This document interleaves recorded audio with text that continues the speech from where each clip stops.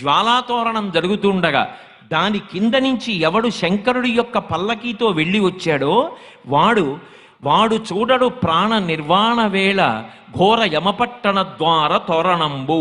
యమధర్మరాజు గారి యొక్క నగరం అగ్నితోరణంతో ఉంటుందిట.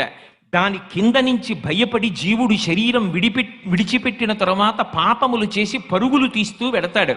అలా వెళ్ళవలసిన అవసరం లేకుండా కార్తీక పౌర్ణమి నాడు ఎవడు శపథం చేసి స్వార్థంతో కేవలం పాపములు చెయ్యకుండా ఇక పైన 10 మంది గురించి ఆలోచించి సమాజం గురించి ఆలోచించి అందరూ నా అన్నదమ్ములు అక్క చెల్లెళ్ళన్న భావనతో త్రికరణ శుద్ధిగా బ్రతుకుతానని కోరుకుంటాడో అటువంటి వాడి పాపములు తొలగతోసి నేను అండగా ఉండి అక్కడ దూరవలసిన జ్వాలాతోరణానికి బదులుగా ఇక్కడ జ్వాలాతోరణం కింద నేను అండగా ఉండి నిన్ను తీసుకొస్తున్నాను.